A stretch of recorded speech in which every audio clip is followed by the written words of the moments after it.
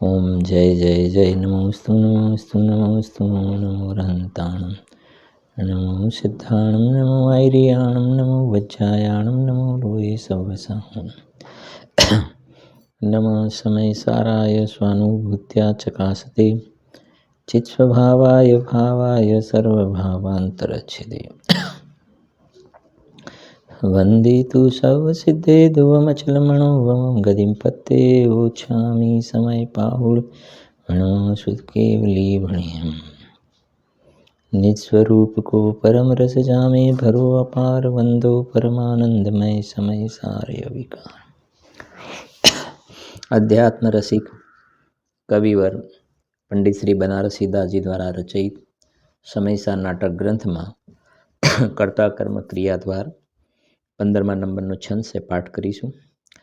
जैसे राज हंस के वदन के सपरसत देखिए प्रगट न्यारो क्षीर न्यारो नीरहम तैसे समकीति की सुदृष्टि में सहज रूप न्यारो जीव न्यारो कर्म न्यारो ही शरीर है।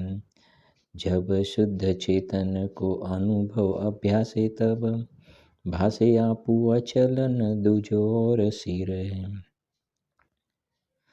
पूर्व कर्म उदय आई के दिखाई दे करता न होय तीन को तमाश गिर है।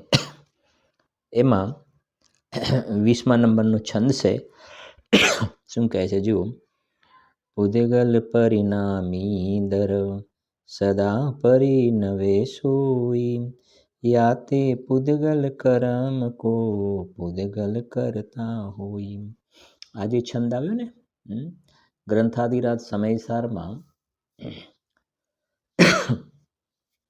64 નંબરનો શ્લોક છે ને આ, અને આપણે જોયું તો 63 થી 64 વચ્ચે 12 ગાથા છે।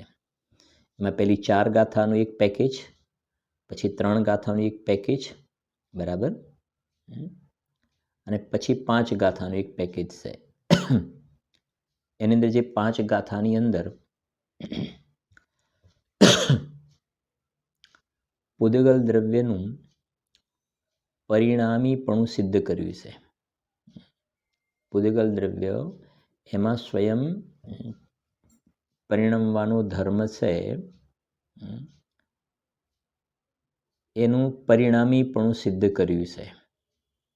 એને જો અપરિણામી માનવામાં આવે તો કયા કયા પ્રકારનો દોષ આવે એની કાલે આપણે વાત પણ કરી હતી, થોડીક ચર્ચા કરી, અને પછી આપણે એના નેક્સ્ટ આગળની 5 ગાથાઓનું પાછું એક જીવના પરિણામીપણું પણ સિદ્ધ કર્યું છે, એના ઉપર આવીશું। જરા ગ્રંથાધિરાજ સમયસારમાં આવી જજો।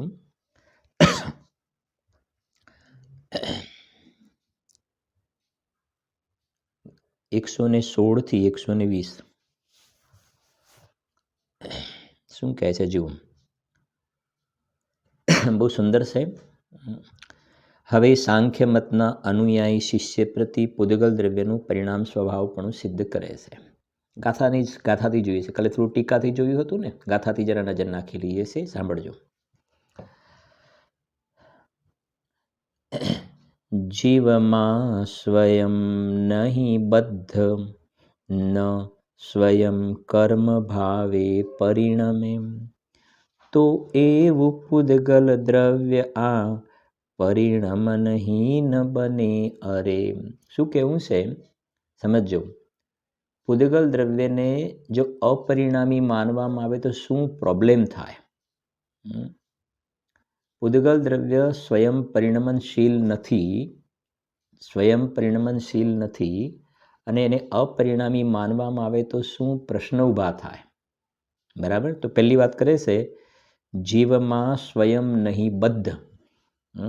આ જીવની સાથે જે આ જ્ઞાનાવરણાદિ કર્મ બંધાયેલા છે ને, સ્વયં છે ને, જીવમાં સ્વયં નહીં બદ્ધ, આત્માની સાથે આ જે જ્ઞાનાવરણાદિ દ્રવ્ય કર્મ જો જાતે નથી બંધાયા અને ન સ્વયં કર્મ ભાવે પરિણામ, બંનેમાં સ્વયં શબ્દ પડ્યો છે। આ પુદ્ગલ કર્મ જો જીવની સાથે સ્વયં એટલે જાતે નથી બંધાતા અને જાતે જ એ પૂદગલ દ્રવ્ય કર્મ રૂપે જો નથી પરિણમતું, સ્વયં નથી પરિણમતું ને સ્વયં નથી બંધાતું ને, મતલબ એની અંદર આ પ્રકારે પરિણમવાનો ધર્મ ન માનવામાં આવે. પૂદગલ દ્રવ્યમાં બંધાવાનો, જીવની સાથે બંધાવાનો અને કર્મ રૂપે પરિણમવાનો જો ધર્મ માનવામાં ન આવે, એવી યોગ્યતા માનવામાં ન આવે, તો એવું પૂદગલ દ્રવ્ય આ પરિણમનહીન બને. અરે તો પછી પૂદગલ દ્રવ્ય કેવું થઈ ગયું? અપરિણામી થઈ ગયું. અપરિણામી થઈ ગયું ને, અપરિણામી થયું. જાતે સમજો, ન્યાય સમજજો. એ સ્વયં નથી પરિણમતું, સ્વયં નથી કર્મરૂપે બંધાતું, તો અપરિણામી થયું. અને અપરિણામી થયું તો તરત જ કહે છે એના પછીની ગાથામાં, જો વર્ગણા કાર્મણ તણી નહીં કર્મ ભાવે પરિણમે, સંસારનો જ અભાવ અથવા સમય સાંખ્ય તણો ઠરે. તો પછી શું થયું? એનો અર્થ એ થયો કે આ કાર્માણ વર્ગણા જે છે ને, કાર્માણ વર્ગણા એ જાતે કાર્માણ વર્ગણા જીવની સાથે બંધાતી પણ નથી અને કાર્માણ વર્ગણાનું કર્મ રૂપે પરિણમન પણ થતું નથી. વાત સમજાય છે ને? જે આપણે આ જીવની સાથે કાર્માણ શરીર ચોંટેલું છે, 8 કર્મોનું બનેલું કાર્માણ શરીર ચોંટેલું છે, અને કાર્માણ શરીર એ કાર્માણ વર્ગણા એનાથી આ કાર્માણ શરીર બન્યું છે. કાર્માણ વર્ગણાથી કાર્માણ શરીર બન્યું છે. પણ હવે આ કાર્માણ વર્ગણા તો પૂદગલ દ્રવ્ય છે, એ તો પૂદગલ દ્રવ્ય છે. અને પૂદગલ દ્રવ્યને જો અપરિણામી માનવામાં આવે, અપરિણામી માનવામાં આવે તો આ કાર્માણ વર્ગણા પૂદગલ દ્રવ્ય જો સ્વયં પરિણમનશીલ નથી ને, તેનો મતલબ આ કાર્માણ વર્ગણા કર્મ રૂપે પરિણમે નહીં, એટલે આ કાર્માણ શરીરની રચના જ નહીં થાય. એટલે આ જીવની સાથે જે આ 8 કર્મોનું બનેલું કાર્માણ શરીર ચોંટેલું છે, એ ક્ષેત્રાગા સંબંધ છે ને, એ કાર્માણ શરીર જ સિદ્ધ નહીં થાય. કાર્માણ શરીર સિદ્ધ નહીં થાય. અને જીવની સાથે કાર્માણ શરીર છે જ નહીં ને.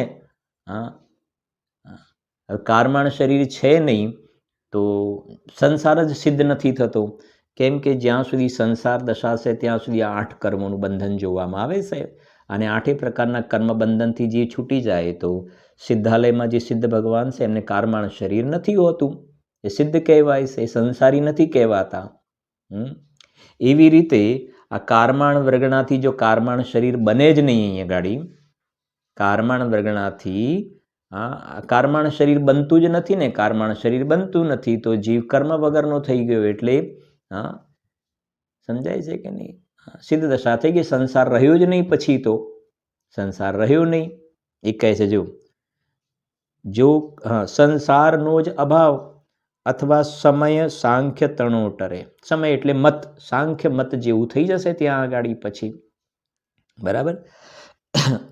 હવે આટલેથી ટોન બદલાય છે. બરાબર સમજો. હવે શિષ્ય એક પ્રશ્ન કરે છે. શિષ્ય શું કહે છે કે જો પૂદગલ દ્રવ્ય સ્વયં પરિણમનશીલ તો નથી, એ કાર્માણ વર્ગણાથી આ કાર્માણ શરીર સ્વયં નથી બનતું. હવે પૂછે છે, સાંભળજો, કે તો પછી એને કાર્માણ વર્ગણાને કર્મ રૂપે કોણ પરિણામ આવે છે? આ કર્મરૂપ પરિણામ તો જોવામાં આવે છે, તો કોણ પરિણામ આવે છે એને? તો એ શું કહે છે? સાંભળજો. જો કર્મ ભાવે પરિણમાવે જીવ પૂદગલ દ્રવ્યને, કેમ જીવ તેને પરિણમાવે જે સ્વયં નહીં પરિણમે? કોઈ એવું કહે કે પૂદગલ દ્રવ્ય તો અપરિણામી છે. આ 5 ગાથામાં પૂદગલ દ્રવ્યનો પરિણમન સ્વભાવ સિદ્ધ કરવો છે. પૂદગલ દ્રવ્ય સ્વયં પરિણમનશીલ છે. એની 5 ગાથામાં જીવ, આગળની 5 ગાથામાં જીવ સ્વયં પરિણમનશીલ છે. એક પરિણમનશીલ છે અને બીજા નંબરમાં સ્વયં પરિણમનશીલ છે. 2 વસ્તુ, પરિણમનશીલ છે અને સ્વયં પરિણમનશીલ છે. બે વસ્તુ યાદ રાખવાની છે. એટલે અહીંયા કન્ક્લુઝન રિઝલ્ટ એ બતાવવું છે કે પૂદગલ દ્રવ્ય પરિણમનશીલ તો ખરો પણ સ્વયં પરિણમનશીલ છે. સ્વયં પરિણમનશીલ છે. તો પહેલું તો એ કહ્યું સમજજો, જો એને આ કારમાણ વર્ગણા સમજો, કારમાણ વર્ગણા સ્વયં કર્મ ભાવે નથી પરિણમી તો અપરિણામી સિદ્ધ થાય, અને અપરિણામી સિદ્ધ થાય તો કારમાણ શરીર રહેતું નથી, એટલે જીવનો મોક્ષ થઈ ગયો, સંસાર રહ્યો નહીં. તો પછી કોઈ એનાથી બચવા માટે એમ કે ના ના ના ના એવું નહીં. કારમાણ વર્ગણા જાતે તો કર્મ રૂપે નથી પરિણમતી. બરાબર સમજો. હવે કારમાણ વર્ગણા એટલે પૂદગલ દ્રવ્ય જાતે તો કર્મ રૂપે નથી પરિણમતું, જાતે નથી પરિણમતું, પણ જીવ એને પરિણામ આવે છે. જીવ એને પરિણામ આવે છે. તો એમાં બે તર્ક કર્યા, જે કાલે આપણે જોયું હતું. બે તર્ક કર્યા કે તમે એમ કહો છો ને કે આ કારમાણ વર્ગણા એટલે પૂદગલ દ્રવ્ય જાતે કર્મ રૂપે પરિણમીને જીવની સાથે નથી બંધાતું, પણ જીવ એને પરિણામ આવે છે. તો મારો એ પ્રશ્ન છે કે જીવ સમજો, હવે જીવ સ્વયં, હવે ખાસ સાંભળો, જીવ સ્વયં કર્મ રૂપે પરિણમતી કારમાણ વર્ગણાને કર્મ રૂપે પરિણામ આવે છે, કે સ્વયં કર્મ રૂપે નહીં પરિણમતી કારમાણ વર્ગણાને કર્મરૂપ પરિણામ આવે છે. કારમાણ વર્ગણા કહો કે પૂદગલ દ્રવ્ય લઈ લઈએ થોડુંક, વાત એ જ છે.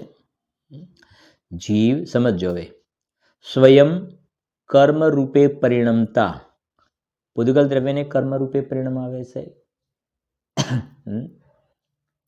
કે સ્વયં કર્મ રૂપે નહીં પરિણમતા પૂદગલ દ્રવ્યને કર્મ રૂપે પરિણામ આવે છે. તો જુઓ, સ્વયં કર્મ રૂપે નહીં પરિણમતા મને જે પૂદગલ દ્રવ્યમાં કર્મ રૂપે પરિણમવાની શક્તિ જ નથી એને જીવ પરિણામ આવે છે, તો ખોટી વાત છે. વાત જ ખોટી છે.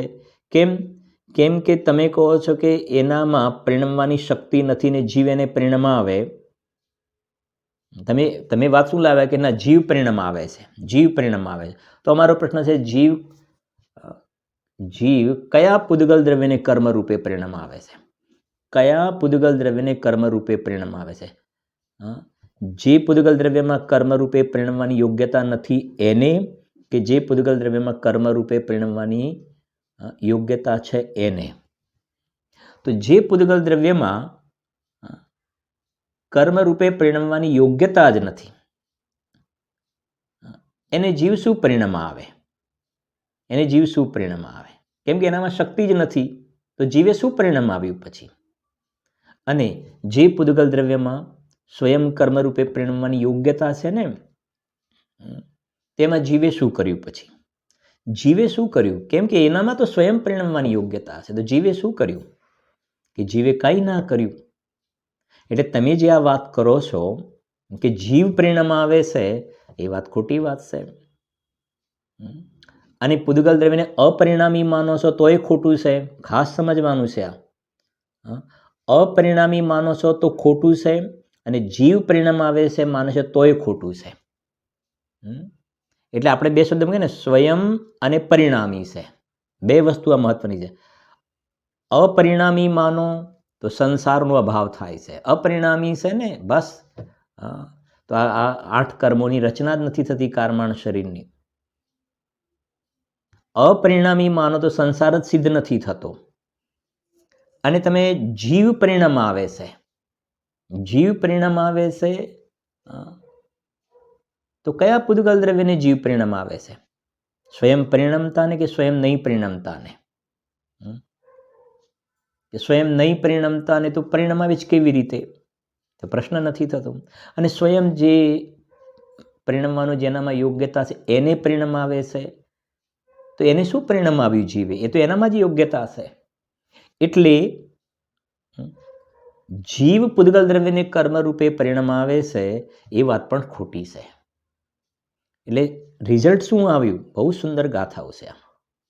પછી જીવની આવશે, બરાબર ધ્યાનથી પછી પણ સાંભળવું, એક વખતે આ વાંચવું, એટલે રિઝલ્ટ એ આવ્યું, પૂદગલ દ્રવ્ય પરિણમનશીલ પણ છે અને સ્વયં પરિણમનશીલ છે. પરિણમનશીલ પણ છે અને સ્વયં પરિણમનશીલ છે. પરિણમનશીલ ના માનીએ તો સંસાર સિદ્ધ નથી થતો, અને સ્વયં પરિણમનશીલ નથી માનતા તો પછી કોણ પરિણામ આવે છે? એને કોણ પરિણામ આવે છે? જો એનામાં સ્વયં પરિણમવાની યોગ્યતા ન હોય ને, સ્વયં પરિણમનશીલ ન માનો, પરિણમનશીલ માન્યું અને પરિણમનશીલ ન માનો તો સંસાર સિદ્ધ નથી થતો, અને સ્વયં પરિણમનશીલ ન માનો, સ્વયં પરિણમનશીલ ન માનો અને તમે કહો જીવ પરિણામ આવે છે તો પણ સિદ્ધ નથી થતું. માટે સ્વયં પરિણમનશીલ છે એ પણ સિદ્ધ કર્યું, પરિણમનશીલ છે એ પણ સિદ્ધ કર્યું, અને બીજો કોઈ પરિણામ આવે છે એમ પણ નથી, જાતે જ પરિણમનશીલ છે. બરાબર છે કે નહીં? જોઈએ. અને આપણે આમ અહીંયા જે વાત મૂકી છે ને, દ્રવ્ય કર્મની વાત મૂકી છે જ્ઞાનાવરણાદી, આપણે એક નો કર્મની વાત પણ લઈ લઈએ, પ્રસિદ્ધ રોટલીવાળી વાત, એટલે ઘણું ક્લિયર પણ થઈ જશે ક્યાંક અઘરું લાગ્યું હોય તો. જો કાલે થોડી વાત પણ કરી હતી ને કે શું બાઈ સ્વયં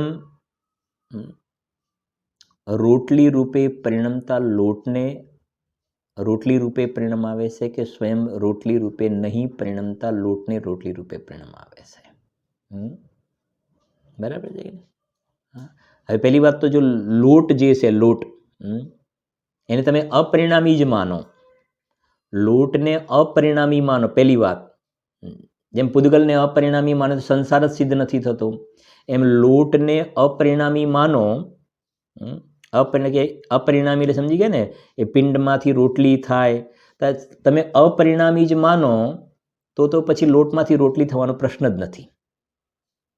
પિંડનો અભાવ થઈને રોટલી થવાનો પ્રશ્ન નથી, અપરિણામી માનો તો. સમજાય છે કે નહીં? હવે એ કહે છે કે લોટને અપરિણામી માનો તો રોટલી બનવાનો પ્રસંગ જ નથી થતો, અને તમે પરિણામી માનો છો, લોટને પરિણામી માનો છો, પરિણમનશીલ છે, પણ એ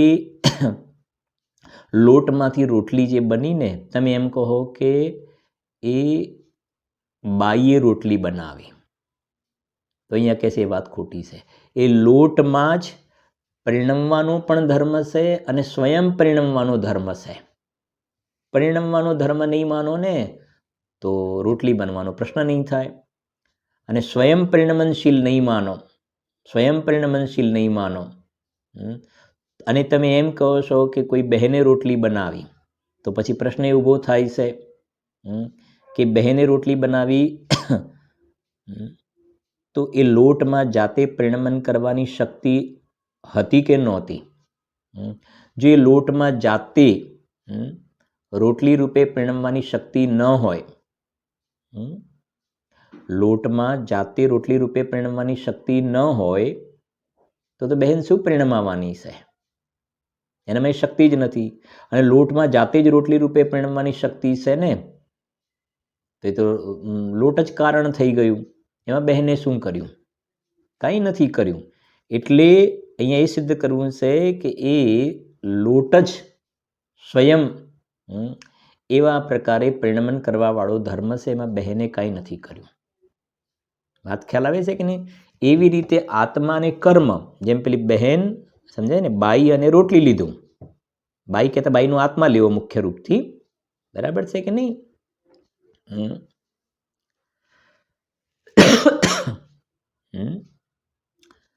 તો જ્યાં એ નો કર્મનું દ્રષ્ટાંત થઈ ગયું, બાઈ અને રોટલી એ નો કર્મનું દ્રષ્ટાંત થઈ ગયું, અને એ ગાડી અંદર આ કર્મની વાત છે. હવે આત્મા અને કર્મ, જીવ અને કર્મ, તો એ અહીંયા ભાવ પડ્યો છે. કાલે પણ આપણે વાત કરી હતી, જીવમાં પણ હજુ વાત આવશે. જો આમાં ઘણી બધી વાતો થઈ ગઈ. એનો મતલબ હું રોટલી નથી બનાવી શકતો, હું રોટલી નથી બનાવી શકતો, એનામાં પરિણમવાનો ધર્મ છે ને માટે બને છે, એ સ્વયં પરિણમનશીલ છે. વાત સમજાય છે કે નહીં? આ કર્મ અને પૂદગલ, સમજો, કર્મ અને આ શરીરનો કર્મ એનામાં સ્વયં પરિણમન કરવાનો ધર્મ છે ને, માટે પરિણમે છે. અંદરમાં જે કર્તાપણાનો અહંકાર લઈને જીવ ફરે છે ને, એ કર્તાપણાનું ઝેર ઉતારી નાખવાનું છે. આ ગાથાઓ એ બતાવે છે, કર્તાપણાનું ઝેર ઉતારવાનું છે. એનામાં છે એ પરિણમનની માટે થાય છે. મેં મંદિર બનાવ્યું, અરે એ કહે છે બસ લગાવો, મેં મંદિર બનાવ્યું. તો એ કહે છે કે મંદિરમાં એક એક પરમાણુ છે ને, મંદિર તો આખો સ્કંદ થયો, દરેક પરમાણુ છે, એ દરેક પરમાણુમાં સ્વયં પરિણમવાની યોગ્યતા છે, સ્વયં પરિણમવાની યોગ્યતા છે. તો એનાથી મંદિર બન્યું છે. એ શું કર્યું? એ તો સ્વયં પરિણમનશીલ છે. તે એમાં શું કર્યું? અજ્ઞાની જીવે તો માત્ર અહંકાર કર્યો છે, અહંકાર કર્યો છે, મેં કર્યું. ખ્યાલ આવે છે કે નહીં? હા, બધી વસ્તુમાં લગાવ્યું. અજ્ઞાની જીવને પરના કાર્યો હું કરું છું એવો ઘણો અહંકાર છે ને. બધું બહારનું અમે આ બધું શું કહેવાય ને, મેન્ટેન કરીએ છીએ ને બધું ધ્યાન રાખીએ છીએ, આ છે. અરે એનું પરિણમન સ્વતંત્ર છે. જળ ચેતન કી સબ પરિણતિ પ્રભુ અપને અપને મેં હોતી હૈ. એનું પરિણમન સ્વતંત્ર છે. તું એનું નથી કરતા, અને કરતા હોય ને તો જે નહીં પરિણમતું એને તું પરિણામ આવે તો બરાબર છે. અને જેનામાં એ રૂપે પરિણમવાની શક્તિ છે ને, જેનામાં એ રૂપે પરિણમવાની શક્તિ છે, તો પછી એને બીજાની અપેક્ષા નથી હોતી. હવે આ ઉત્તરાયણના દિવસો નજીક આવે છે, એકદમ આ દ્રષ્ટાંત પણ યાદ આવી જાય છે. એક ઘણી વાર દ્રષ્ટાંત આપીએ પણ છીએ આપણે, કે જે કહેવાય ને કે ઉત્તરાયણની અંદર શું કહેવાય ને, ચીકી ને એ બધું જે બનાવતા હોય છે ને, તેમાં જે ગોળની જરૂર પડે ને, ગોળની જરૂર પડે, તો એ જે બનાવે એમાં ગોળ જોઈએ. ખ્યાલ આવે છે કે નહીં? હવે એ કોઈ બહેન એમ કહે કે મેં, મારા હાથી સરસ બને છે, મારા હાથી એકદમ પતલી બને છે, આમ બને છે, તેમ બને છે. તો અહીંયા કહે સાંભળજો, એનામાં એ રૂપે પરિણમવાની શક્તિ છે માટે બને છે, એનું પરિણમન સ્વતંત્ર છે. તું એમ કહે કે મારા હાથી સરસ બને છે, આમ બને ને આમ બને ને આમ બને, એનું પરિણમનની એવી યોગ્યતા છે. સ્વયં આ સિદ્ધાંતો યાદ કરે, સ્વયં પરિણમનશીલ છે, તું એનો કરવા વાળો કોણ? એનામાં એ રૂપે પરિણમવાની યોગ્યતા છે માટે પરિણમે છે, કે પરિણમવાની યોગ્યતા નથી ને તું પરિણામ આવે છે? જો એનામાં એ રૂપે પરિણમવાની યોગ્યતા ન હોય ને તો તું પરિણમાવી ના શકે. અને એનામાં યોગ્યતા છે તો તે શું કર્યું? તે કંઈ નથી કર્યું. એનામાં એ રૂપે એ રીતે થવાની યોગ્યતા છે. ઘણી વાર એવું પણ જોવામાં આવે ને, ખાલી એમને સમજો, એમને શીખવા માટે કંઈક બનાવતા હોઈએ, શીખવા માટે બનાવતા હોઈએ અને સરસ બની જાય, અને રિયલમાં બનાવવા જઈએ ત્યારે બગડી જતી વસ્તુ જોવામાં આવે. શીખવા માટે બનાવીએ અને સરસ બની જાય, અને પછી કે આ તો સરસ બને છે, અને રિયલ બનાવવા જઈએ ત્યારે બગડી જતું જોવામાં આવે. એ નક્કી થઈ ગયું ને કે એનામાં એ રૂપે પરિણમવાની યોગ્યતા છે. તું પરિણમાવી શકતો હોત તો કરી દે ને. અને આ ડગલે ને પગલે આપણી ડેઇલી પ્રેક્ટિકલ લાઈફની અંદર આપણે આ વસ્તુ જોઈએ છે, છતાં પણ ધ્યાનથી આપણે ઓબ્ઝર્વ નથી કરતા, સ્ટડી નથી કરતા, એટલે આપણને ખ્યાલ નથી આવતો. અને બીજા શબ્દોમાં કહીએ ને, પોતાની ઈચ્છા પ્રમાણે બહારમાં કાર્ય થાય ને તો માન કશાય જીવને આવી જાય છે. મારું આવ્યું કરવાની ઈચ્છા હતી ને એ પ્રમાણે થઈ ગયું તો માન કશાય કરે છે. અને એને એવું કાર્ય કરવાની ઈચ્છા હતી ને કામ બગડી ગયું બહારમાં, તમારા લીધે ને આમના લીધે ને આમના લીધે, જુઓ પછી નાખે બીજા ઉપર બધા. સમજાય છે કે નહીં? તમારી વાતોમાં ને ફલાણામાં ને ઢીકણામાં ને એ પરિણમન બરાબર એની ઈચ્છા પ્રમાણે ના થયું ને તો ક્રોધ કશાય ઉપર સવાર થઈ જાય છે. સરવાળે કશાય કરવાનું ચૂકતો નથી અજ્ઞાની. અને જ્ઞાની જે છે ને, આગળ આવશે, જ્ઞાની જ્ઞાતા દ્રષ્ટા રહે છે, જાણનાર દેખનાર રહે છે જ્ઞાની. એનું પરિણમન આ પ્રમાણે જ હતું. સારું થવાનો યોગ હતો તો સારું થયું, ખરાબ થવાનો અને વાસ્તવમાં સારું ખરાબ છે શું? એ તો અજ્ઞાનીની કલ્પના છે સારા ખરાબની, એ તો જ્ઞેય છે. હવે આ બધી સંજીવની છે, જડીબુટ્ટી છે, નિરાકુળ જીવન જીવવાની ઔષધિઓ છે આ બધી. પણ આ બધી ઔષધિઓને પચવવા માટે અંદરમાં એવા પ્રકારની તૈયારી હોવી જોઈએ અંદરમાં. બાકી તો તમે દ્રષ્ટાંતો એક એક બનાવજો, દ્રષ્ટાંતો આની અંદર શોધજો તમે. જો આજના જ હતું ગુરુદેવસિંહના પ્રવચનમાં બપોરે સાંભળતા. ગુરુદેવ તો પછી આખું લંબાવીને વાત કરી કે આ બહેનો હોય એ રોટલી બનાવે તો ગુરુદેવ પાછું કહ્યું કે પેલું વેલણ હોય અને આદણી જે હોય ને એની ઉપર રોટલીનું શું કે ગુલ્લું મૂકે. પછી પાછું ગુરુદેવ કહ્યું કે આમ થોડો લોટ લઈને આમ લોટ એટલા માટે ભભરાવે કે પેલું વેલણ ચોંટી ન જાય, લોટની સાથે ચોંટી ન જાય એટલે આમ ભભરાવે. અને પછી હવે ગુરુદેવે ત્યાં આગળ વાત કરી કે એ લોટ રોટલી રૂપે પરિણમ્યું ને, રોટલી એ વેલણથી નહીં, હાથથી નહીં, ઈચ્છા અંદરમાં છે એનાથી નહીં, અને અંદરમાં એનું જ્ઞાન થયું જ્ઞાનથી પણ નહીં. આવી ગુરુદેવ વાત ક્લિયર કરી. કેમ કે આ જે થયું ને તો અંદર જ્ઞાન પણ થઈ રહ્યું છે, રાગ પણ થઈ રહ્યો છે, હાથ પણ હલી રહ્યો છે, સમજાય છે કે નહીં, અને વેલણ પણ ફરી રહ્યું છે, અને નીચે ગોળ ગુલ્લું છે એની ગોળ રોટલી થઈ રહી છે. હવે આને એમ લાગે છે મેં બનાવી, તો કે ખોટી વાત છે, ખોટી વાત છે. એ ગુલ્લામાં જ એ વખતે આ પ્રમાણે પરિણમન થવાની યોગ્યતા હતી. તો તે શું કર્યું એની અંદર? તે કાંઈ નથી કર્યું, કશું નથી કર્યું. સમજાય છે કે નહીં? સમજો, તને તો જ્ઞાન થયું છે, બાકી એમાં તે કાંઈ નથી કર્યું. તને રાગ થયો માટે નથી થયું, હાથથી પણ નહીં ને વેલણથી પણ નહીં. હવે આ છે સ્વતંત્રતાની વાતો. અહીંયા આ બતાવે છે એનો પરિણમન સ્વભાવ અલગ છે. વેલણ આમાં ફરી રહ્યું છે એનો પરિણમન સ્વભાવ અલગ છે, હાથનો પરિણમન સ્વભાવ અલગ છે. અહીંયા રાગ અલગ થઈ રહ્યું છે, જ્ઞાન અલગ થઈ રહ્યું છે. રાગ ચારિત્ર ગુણની પર્યાય છે, જ્ઞાન જ્ઞાન ગુણની પર્યાય છે. સ્વયં એવું થઈ રહ્યું છે બધું. અજ્ઞાની બધું મિક્સચર કરી નાખે છે. સમજાય છે? જો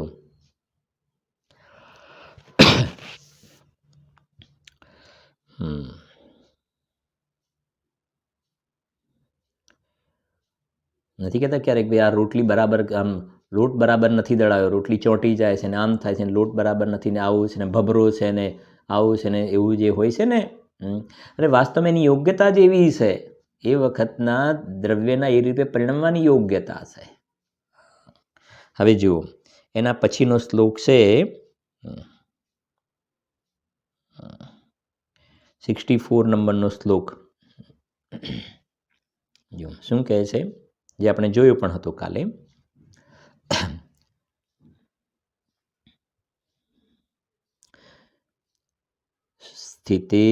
સ્થિતેદ્વિગ્ના ખલુ પૂદગલસ્ય સ્વભાવભૂતા પરિણામ શક્તિ તસ્યામ સ્થિતાયામ સકરોતિ ભાવમ યમાત્મનસ્તસ્ય સૈવ કર્તા. નીચે શું કહે છે જુઓ, આમાં વચ્ચેની બે લાઈન છે ને, સ્વભાવભૂતા પરિણામ શક્તિ. સ્વભાવભૂત છે પરિણમન શક્તિ છે, સ્વભાવભૂત છે. અને એમાં ઉપર સ્થિત ઇત્ય અવિઘ્ના, અવિઘ્ન. નીચે તમે જુઓ આ રીતે પૂદગલ દ્રવ્યની પછી સ્વભાવભૂતા પરિણામ શક્તિ એ જીવનાવાળા શ્લોકમાં પણ આવશે, 65 શ્લોકમાં પણ આવશે. આ સ્વભાવભૂતા પરિણામ શક્તિ, જેમ પૂદગલની સ્વભાવભૂત પરિણમન શક્તિ છે એમ જીવમાં પણ સ્વભાવભૂત પરિણમન શક્તિ છે. પછી શું લખ્યું છે, ખલુ અવિઘ્ના સ્થિતા નિર્વિઘ્ન સિદ્ધ થઈ. આ નિર્વિઘ્ન શબ્દ પણ બહુ વજનવાળો છે. નિર્વિઘ્ન, નિર્વિઘ્ન શું લખ્યું ને, જો નિર્વિઘ્ન સિદ્ધ થઈ અવિઘ્ના. માને પૂદગલ દ્રવ્યનું જે પરિણમન થઈ રહ્યું છે ને, પરિણમન થઈ રહ્યું છે એમાં કોઈ જાતિની બાધા નથી. નિર્વિઘ્ન એનો મતલબ કોઈ એને કરાવે છે એમ નહીં, કોઈ એને ડિસ્ટર્બ કરે છે એમ નહીં, સ્વયં થઈ રહ્યું છે. નિર્વિઘ્ન નથી કહેતા પેલા આવ્યા એટલે અમારે બધી બાધા પહોંચી, વિઘ્ન આવ્યું એવું કહે છે ને. અહીંયા કહે છે કે પૂદગલ દ્રવ્યને પરિણમન કરવામાં કોઈ બાધા નથી. એવું જીવ દ્રવ્યમાં પણ આ શબ્દનો પ્રયોગ જોવામાં છે, નિર્વિઘ્ન.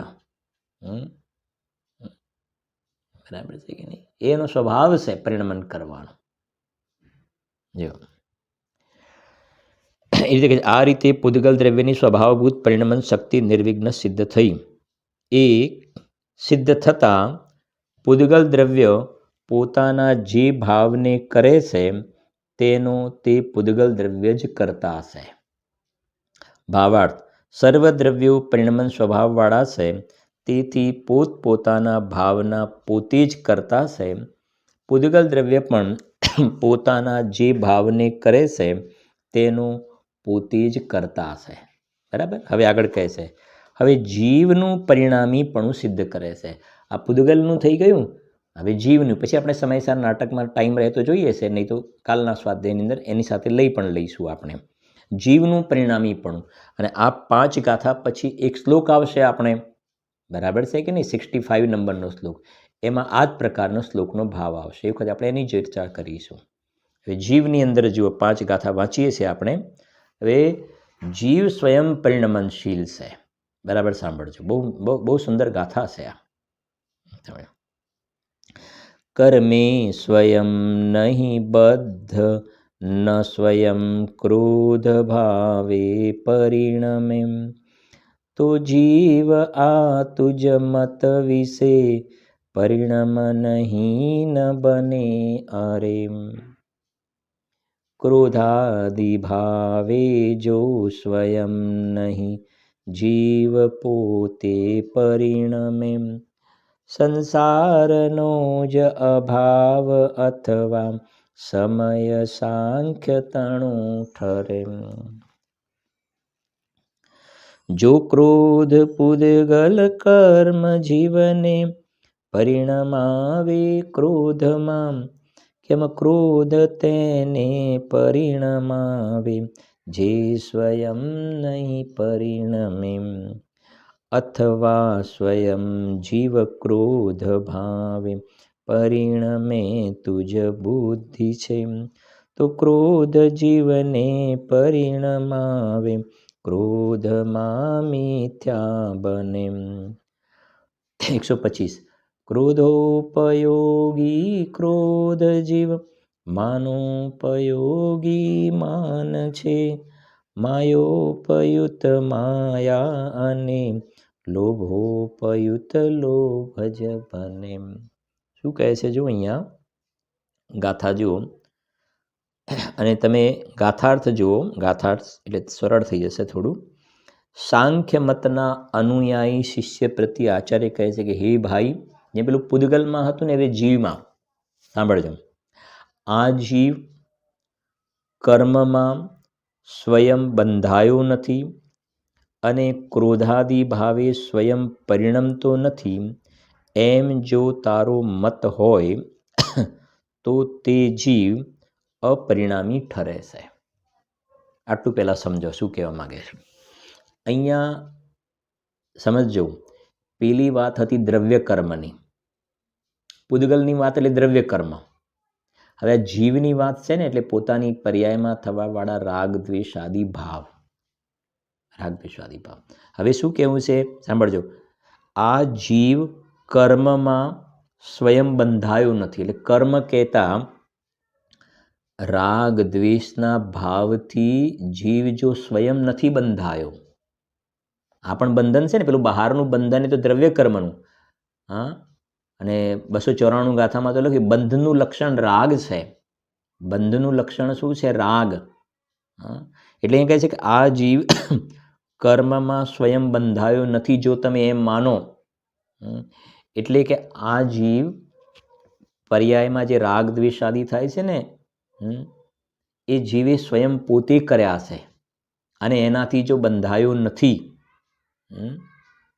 અને ક્રોધ આદિ ભાવે સ્વયં પરિણમતો નથી. બે વાત મૂકી છે. આ જીવ કર્મમાં સ્વયં બંધાયો નથી, એટલે રાગ દ્વેષથી બંધાયેલો નથી, અને ક્રોધાદિ ભાવે સ્વયં પરિણમતો નથી.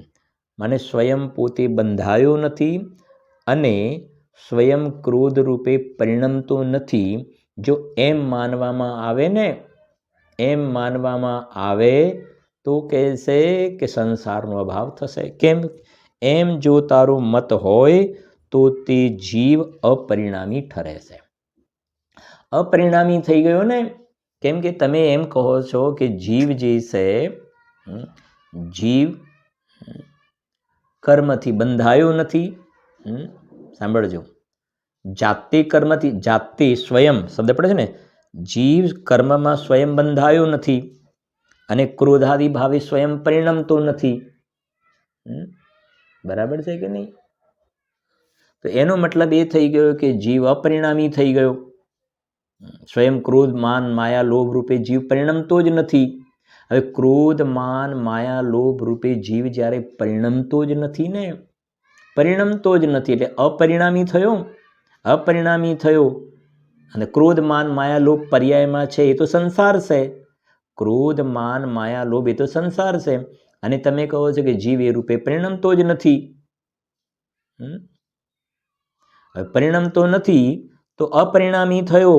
તો અપરિણામી થયો તો એ પરિણામ સિદ્ધ ના થયા, તો સંસાર જ સિદ્ધ નથી થતો. એ પહેલી વાત કરે છે. તો તે જીવ અપરિણામી ઠરે છે અને જીવ પોતે ક્રોધ આદિ ભાવે નહીં પરિણમતા સંસારનો અભાવ ઠરે છે. કેમ કે તમે પેલી વસ્તુ એ કે સ્વયં તો પરિણમતો નથી. બરાબર, ખાસ સમજવા, સ્વયં નથી પરિણમતો, એનો મતલબ એ પોતે અપરિણામી સિદ્ધ થઈ ગયું. શાંતિથી વાત સમજવી, આ ગાથાઓ જરાક.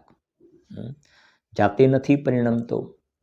હવે નથી પરિણમતો ને એટલે અપરિણામી થયો અને અપરિણામી થયો એટલે એની અંદર ક્રોધ, માન સિદ્ધ જ ના થયા. એનો મતલબ સંસાર સિદ્ધ ના થયો. આ ગાથાઓમાં જીવ સ્વયં પરિણમનશીલ છે, સિદ્ધ એ કરવું છે. જેમ પેલામાં પૂદગલ દ્રવ્ય સ્વયં કારમાણ, એ કર્મ રૂપે પૂદગલ દ્રવ્ય જાતે પરિણમે છે, જીવ નથી પરિણામ આવતો. કારમાણ વર્ગણાને કર્મ રૂપે જીવ નથી પરિણામ આવતો, એ કારમાણ વર્ગના સ્વયં કર્મ રૂપે પરિણમે છે. એમ અહીંયા જીવ પોતે જ મોહ રાગ દ્વેષ રૂપે પરિણમે છે, એ સિદ્ધ કરવું છે. અને જો જાતે નથી પરિણમતો ને તો અપરિણામી થઈ ગયો, તો સંસાર જ સિદ્ધ નથી થતો. પણ જોવા તો આવે છે પર્યાયમાં રાગ દ્વેષ. એ કહેજો, ક્રોધાદિ ભાવે નહીં પરિણમતા સંસારનો અભાવ ઠરે છે અથવા સાંખ્ય મતનો પ્રસંગ આવે છે. હવે એના નિરાકરણ માટે અહીંયા બહુ સરસ વાત કરે છે. પહેલાં હું ભાવ કહી દઉં જરાક. ત્યાં જેમ પેલી 5 ગાથામાં એમ હતું ને, શું હતું કે પૂદગલ દ્રવ્ય, સમજો, પૂદગલ દ્રવ્ય જાતે તો કર્મ રૂપે નથી પરિણમતું, પણ જીવ એને પરિણામ આવે છે. પૂદગલ દ્રવ્ય જાતે કર્મ રૂપે નથી પરિણમતું, પણ જીવ એને પરિણામ આવે છે. તો ત્યાં પ્રશ્ન કર્યો ને, કયા પૂદગલ દ્રવ્યને જીવ પરિણામ આવે છે કર્મ રૂપે? કયા પૂદગલ દ્રવ્યને કર્મ રૂપે જીવ પરિણામ આવે છે?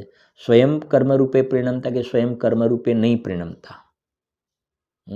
તો જે સ્વયં કર્મ રૂપે નથી પરિણમતું ને એને જીવે શું કર્યું? અને જે સ્વયં કર્મ રૂપે પૂદગલ દ્રવ્ય પરિણમે છે તો એમાં જીવે શું કર્યું? એનો મતલબ એ થયો કે જીવે કાંઈ નથી કર્યું. જીવે કાંઈ નથી કર્યું. પૂદગલ દ્રવ્યમાં જ પરિણમન સ્વભાવ છે, માટે એ પૂદગલ દ્રવ્ય કર્મ રૂપે પરિણમે. એવી રીતે અહીંયા સિદ્ધ કરશે કે, હવે સાંભળજો, કે જીવ સ્વયં ક્રોધ માન રૂપે નથી પરિણમતો. જીવ સ્વયં ક્રોધ માન રૂપે નથી પરિણમતો, તો અપરિણામી થયો એટલે સંસાર સિદ્ધ જ ના થયું. તો પછી કહેશે એનાથી બચવા માટે કોઈ વળી એમ કે ના ના એવું નથી, પણ આ જીવમાં જે રાગ દ્વેષ આદિ વિકારી ભાવ થાય છે ને એને કર્મ પરિણામ આવે. હવે સમજો, દ્રવ્ય કર્મ પેલું હતું, આમથી આમ હતું. હવે આ જીવમાં રાગ દ્વેષ આદિ વિકારી ભાવ થાય છે ને એને કર્મ પરિણામ આવે છે. પેલું કર્મનો ઉદય આવે ને એ અહીંયા જીવને રાગ દ્વેષ કરાવે છે.